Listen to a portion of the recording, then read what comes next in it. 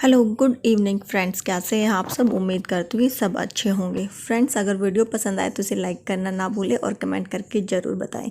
आप मुझे इंस्टाग्राम पे फॉलो कर सकते हैं। इंस्टाग्राम आईडी है इंडियन व्लॉगर मनीषा। तो आज मैं शेयर कर रही हूँ कुछ एक हेल्दी रेसिपीज़ जो कि आपकी पूरी फैमिली के लिए हैं। किड्स भी इंक्लूडेड है उसमें, और कुछ एक मेरे शाम के काम या फिर रात के काम लगा लीजिए जो कि हर एक मॉम के होते हैं। तो मैं उनको किस तरह से करती हूँ वो आप लोगों के साथ शेयर करूँगी और उम्मीद करती हूँ कि ये वीडियो आप लोगों के लिए यूज़फुल रहेगी। तो सबसे पहले मैं किचन में आकर के दूध को बॉईल होने के लिए रख देती हूँ, क्योंकि मुझे दही जमाना होता है।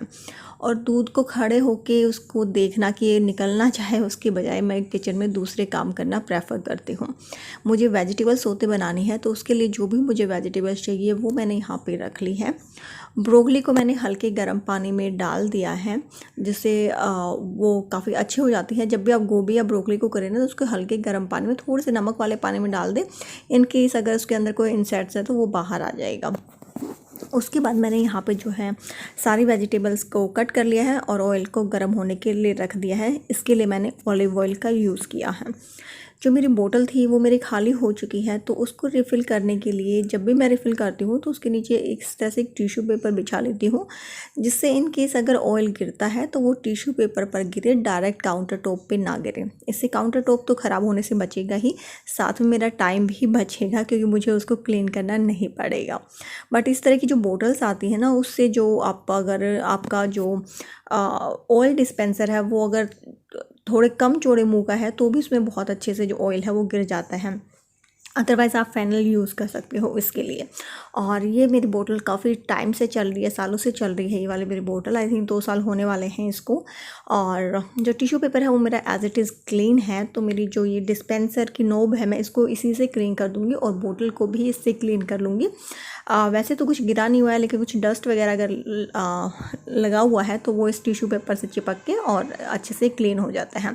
तो जब भी कोई भी चीज़ों का आप रिफ़िल करते हैं ना, तो उसको एक बार क्लीन करके और तब उसको दोबारा से प्लेस करें, जिससे आपका जो क्लीनिंग टाइम है ना वो बच जाता है। तो वेजिटेबल्स होते बहुत अच्छी है, देखने में आपको लगेगा यार क्या वेजिटेबल है, लेकिन इसको एक बार अगर आप इंक्लूड करने लग जाएंगे ना आपको डाइट में, तो आपको इससे प्यार हो जाएगा।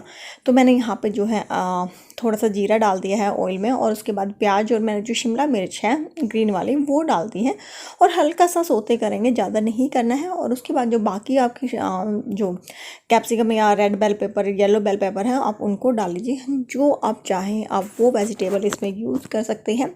तो मेरे घर में जो भी वेजिटेबल रिक्वायर्ड होती है, मतलब अवेलेबल होती है, मैं वो सब डाल लेती हूँ। उसके बाद मैंने डाल दी है ब्रोकली, और अब इसको 2 से 3 मिनट के लिए हम आराम से जो है थोड़ा सा सोते होने देंगे, और उसके बाद हम जो बाकी की वेजिटेबल्स हैं वो ऐड करेंगे।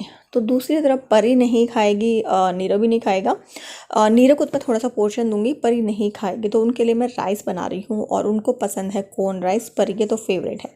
तो मैंने यहाँ पे जो लेफ़्ट ओवर राइस थे उनका यूज़ किया है। तो ऑयल के अंदर मैंने जीरा डाल दिया और लेफ़्ट ओवर राइस है वो डाल दिए हैं मैंने, और इसके अंदर अब मैं भर के डाल दूँगी कॉर्न, क्योंकि परी को कॉर्न ज़्यादा चाहिए, राइस कम चाहिए। बहुत ही सिंपल सी रेसिपी है, बहुत जल्दी बन जाती है और बच्चों को बहुत पसंद आती है। आप चाहें तो इसको लंच बॉक्स में भी दे सकते हैं बच्चों के, और हेल्दी भी है। तो यहाँ पे बस मैं इनको मिक्स कर दूँगी, और इसके अंदर मैं कोई भी एक्स्ट्रा मसाले नहीं डालूँगी। सिर्फ मैं इसके अंदर जो है नमक और थोड़ी सी चिली फ्लेक्स है वो डाल दूँगी। बाकी अगर बच्चे खाना पसंद करते हैं तो आप जो मिर्ची है वो उसके अकॉर्डिंग आप कर सकते हैं।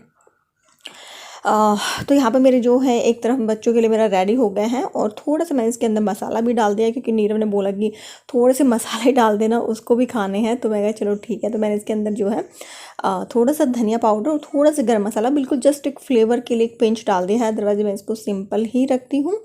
तो नीरव ने बोला कि नहीं थोड़े से डाल दीजिए, तो वो ठीक रहता है, ऐसा कोई इसमें हार्म नहीं है कि आप मसाले डालोगे तो कुछ डिफरेंट होगा। बस अब मैं इसको मिक्स कर दिया अच्छे से, और अब मैं इसको ढक करके और इसको जो है 3 से 4 मिनट के लिए जो है बनने दूंगी।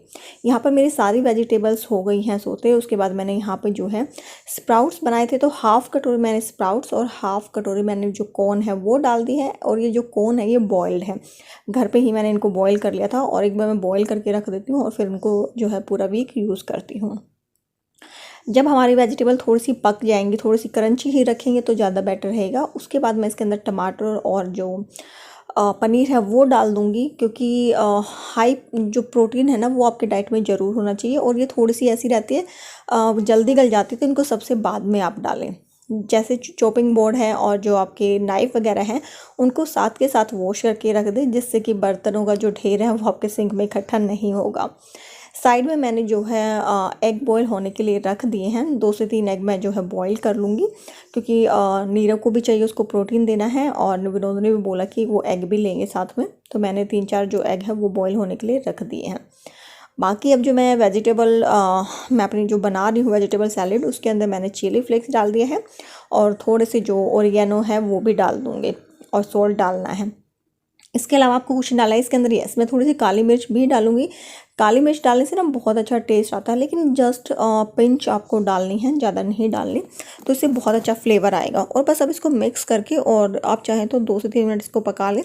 जैसा आप खाना पसंद करते हैं वैसे कर रहे हैं, तो मुझे लगता है कि थोड़ा सा अगर इसको क्रंची रखा जाता है ना तो ये बहुत अच्छा रहता है। और ये बहुत ही टेस्टी, डिलीशियस और आपकी फैमिली के लिए हाई प्रोटीन रिच डाइट है, जो कि फुलफ़िल तो करेगी ही, साथ में जो न्यूट्रिशन है वो भी प्रोवाइड करेगी। तो बहुत अच्छी रेसिपी है।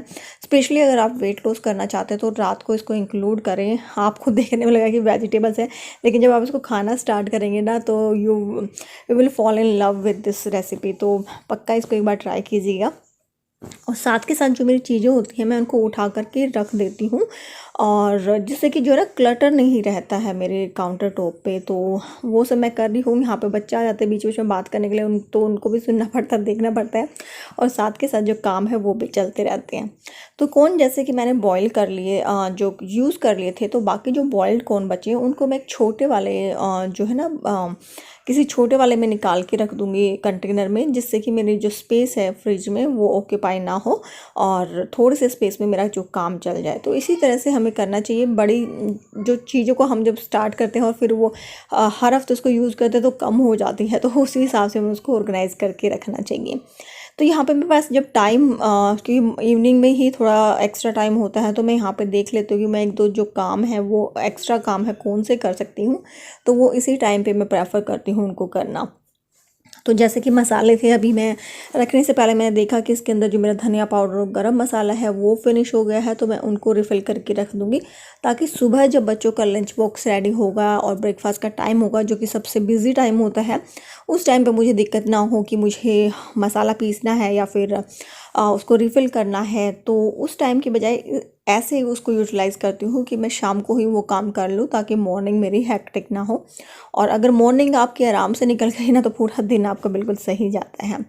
तो इस तरह से मैं इनको रिफ़िल करके रख दूँगी, और साथ के साथ एक टिश्यू पेपर मैं रखती हूँ, और टिश्यू पेपर से क्लीन करके बाकी चीज़ों को वापस से मैं रखूँगी। तो इससे जो है क्लीनिंग प्रोसेस जो आपका होता है ना पूरे मंथ का या क्वार्टरली, वो आपका कम हो जाता है। और बाकी जो काउंटर टॉप पे पड़ा हुआ है, तो उसके लिए भी आप क्या कर सकते हैं, आप टिश्यू पेपर के ऊपर रख के इनको रिफ़िल कीजिएगा। तो जो भी कुछ गिरेगा तो वो आपका टिश्यू पेपर के ऊपर गिरेगा, और उसको उठा करके आप डायरेक्ट वापस से उसका यूज़ कर सकते हैं, क्योंकि वो नीचे काउंटर टॉप पे नहीं गिरा, मिट्टी वगैरह उस पर नहीं लगेगी, तो उसको रीयूज़ कर सकते हैं। इससे क्या हुआ, जो वेस्टेज है ना आपकी वो बच जाएगी। तो इस तरह से छोटी छोटी ये चीज़ें होती हैं जो जल्दी जल्दी हम काम करते हुए उनको इग्नोर कर देते हैं उनकी इम्पोर्टेंस को, लेकिन वो काफ़ी इम्पोर्टेंट होती है।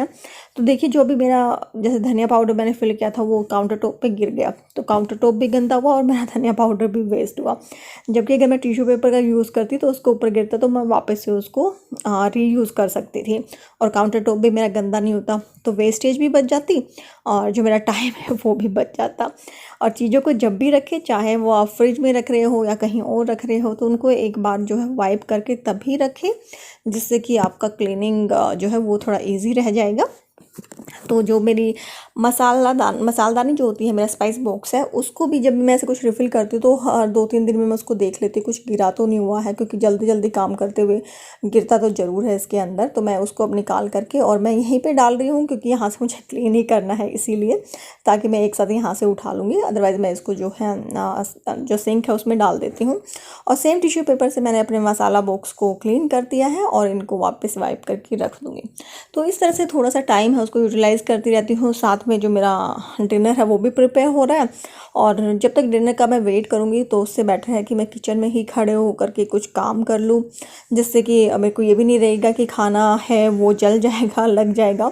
उधर भी पूरा ध्यान रहता है और किचन की जो साफ़ सफाई है वो भी हो जाती है।